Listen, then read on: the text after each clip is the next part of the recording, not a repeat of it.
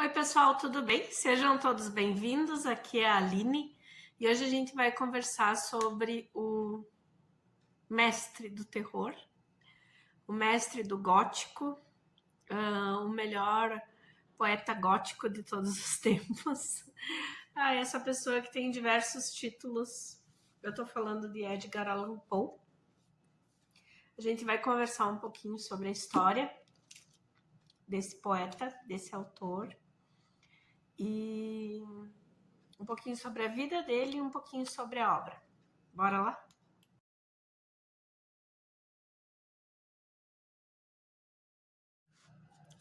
Eu tenho aqui os poemas dele, os contos dele, em esse aqui dividido em duas partes da Dark Side Books. E tem tanta coisa para falar sobre a obra e a vida dele que eu estava até dando uma estudada aqui. Nossa, é muita coisa. Mas, bora lá.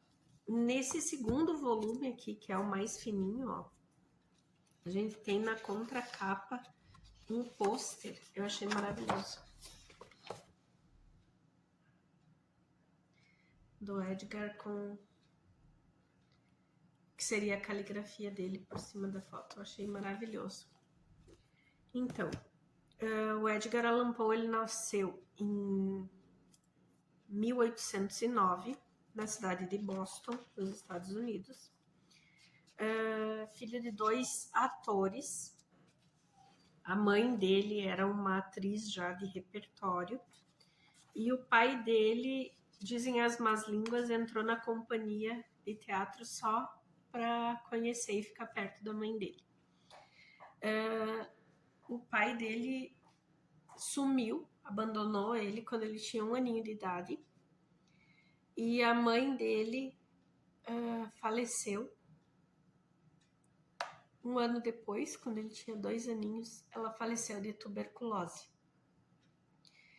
E o Poe foi separado dos 2 irmãos que ele tinha e foi adotado pela família Allan. Essa família era uma família rica e que deu para ele, né, estudo, deu condições dele estudar. Foi com essa família que ele foi, através dessa família que ele foi para a Europa estudar também. E o Poe também foi soldado, né? E é muito interessante, assim, da gente ver, porque mesmo que a família tenha tido condições, tenha adotado ele e pago o estudo, enfim, essas coisas todas, ele nunca se sentiu pertencente àquela família. E na biografia dele diz que ele nunca se entendeu como pai adotivo, né? Que o senhor Alan, no caso, ele nunca foi um pai. Ele foi aquele provedor de longe, assim, que deu o que ele achou que era o mínimo que um homem, né, deveria ter, que era essa educação. Depois ele foi soldado também, mas nunca se sentiu parte dessa família, né? E quando ele estava com 20 e poucos anos, ele foi morar com uma prima e uma tia. E ele se apaixonou por essa prima, Virgínia, e eles se casaram. Ele tinha 27 anos na época e ela tinha 13. A Virgínia, ela adoeceu um tempo depois do casamento e eles foram casados mais ou menos por 11 anos. Mas quando ela tinha 24 anos, ela faleceu de tuberculose. E nessa biografia dele também diz que, embora ele já fosse escritor, já trabalhasse num jornal, ele nunca recebeu muito assim em vida, ele nunca foi bem sucedido ao ponto de dar uma boa vida para Virgínia. Então aqui, né, nessa biografia diz que eles moravam numa cabana assim, num chalé, e que eles não tinham nem como manter o chalé aquecido, a ponto dela ficar bem. Então ela passou muito doente e ela tinha sempre, enquanto ele saía para trabalhar, a companhia de uma gatinha. E ela faleceu aos 24 anos de tuberculose, a mesma idade e a mesma doença da mãe do Paul. E aqui diz que depois que ela faleceu, ele até começou a se engraçar por outras mulheres, mas ele nunca mais casou, ela foi a única esposa dele. E aqui ainda diz assim,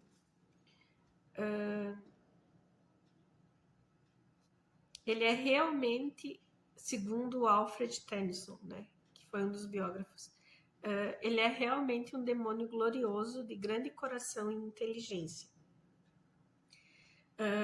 A despeito de seus affairs e afeto, Paul não se casou novamente.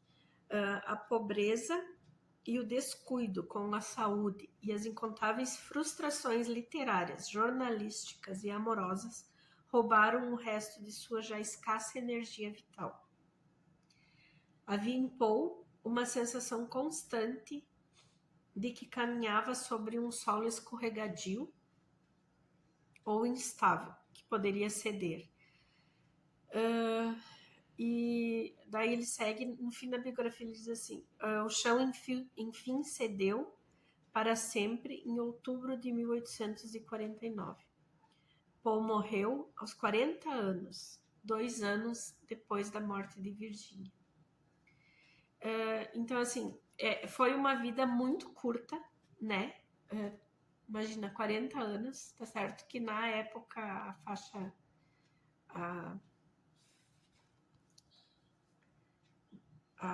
como é que diz? As pessoas já não viviam tanto mais, né? Mas era em média entre 60 anos a estimativa média de vida. Era essa palavra que não me vinha. E ele morreu com 40. E a gente vai ter algumas... como é que eu posso dizer? A gente vai ter algumas desavenças em algumas biografias do Paul, assim. Quando ele faleceu, o que dizem em todas as biografias é que foi pelo excesso de álcool, de drogas, e porque ele estava desiludido mesmo com a vida, né? E ele foi uma pessoa genial, ele escreveu muito, e uma coisa que diz na biografia é que a mãe dele queria que ele voltasse para Boston, queria que ele fosse realmente um filho de Boston, mas que às vezes que ele tentou, ele nunca tinha sido bem aceito na cidade. Aí depois, quando ele já era um escritor um pouco mais famoso assim, ele foi chamado, foi contratado para ir lá. E ele levou um texto que ele tinha escrito muito novo, dizendo que ele ia... como é que se diz? Hoje está difícil. Mas enfim, ele ia estrear um novo conto. E quando ele chegou lá, ele contou ele contou um conto enorme, que não era novo, que nem sequer era bom, mas porque ele tinha essa birra que o pessoal de Boston demorou demais para aceitar ele. Mas, enfim, atualmente em Boston tem uma estátua do Paul, né, com a capa esvoaçante, se não me engano, assim, e com o Corvo, que foi um dos contos mais famosos dele, né? E nesses dois aqui que eu trago para vocês, esses 2 volumes aqui, a gente vai ter os contos de terror. Então, nesse aqui a gente tem É terror e investigação, porque ele tem muito disso, né? Ele tem diversos contos mais pro lado da investigação, assim. E aqui a gente vai ter os contos mais famosos estão no volume 1, tá? E no volume 2 tem, tem os contos menores, assim, mas tem alguns super interessantes também. Eu queria achar um para mim ler para vocês, um que não seja muito longo. Só para quem ainda não conhece assim, a escrita do Poe, para quem conhece Edgar Allan Poe de nome, ou né, a imagem, que já é bem famosa, mas para vocês terem um gostinho assim de como é o conto, como ele escrevia. Em 1849, o Poe já estava assim, já tinha perdido a esposa, já tinha tentado um outro relacionamento que não deu certo, um noivado, na verdade, que não deu certo. Ele continuava sozinho, ele estava se sentindo muito mal, assim, e recebendo muito pouco. E nesse ano de 1849, ele escreveu um poema para The Flag of Our Union, que era um jornal que ele achava medíocre, mas que pagava bem. Então, ele escreveu. Eu vou ler para vocês aqui esse poema. Aqui na biografia diz assim, o tom melancólico desse poema condiz com o estado de espírito do poeta, que tentara o suicídio havia apenas 4 meses. Poe questiona se existe algum elemento real e palpável em suas aspirações ou se tudo não passa de um delírio. O nome do poema é Um Sonho Dentro de um Sonho. A gente tem nesse livro aqui, no volume 2, tá? Página 190. Um sonho dentro de um sonho. Tome esse beijo na testa. No adeus é o que me resta. Esta confissão canhestra, a verdade arde como um círio. Meus dias foram de delírio, mas se a esperança arredia, partiu de noite ou de dia, se foi fantasia ou verdade, de todo modo, agora é tarde. Tudo que no íntimo proponho não passa de um sonho dentro de um sonho. Pairo em meio aos roucos ais das vagas que rebentam contra o cais, e aperto em mão fechada parcos grãos de areia dourada. Eles escoam sem compaixão pelos meus dedos até o chão, e o pranto rola em vão. E o pranto rola em vão. Ó Deus, quisera a certeza de um grão reter com mais firmeza. Ó Deus, com minha alma zelosa, salvá-lo desta onda perigosa. Mas será que tudo o que componho não passa de um sonho dentro de um sonho? Como eu dizia ali, né, aqui ele estava bem mal e começando a questionar já o papel dele na vida, né? Se ele ainda tinha mais alguma coisa para fazer. E ele escreveu diversos poemas. Tem 2 aqui, Annabel Lee e Lenore, que ele sempre escreve para as pessoas amadas e que deixaram ele, né? Então sempre tem essa tristeza.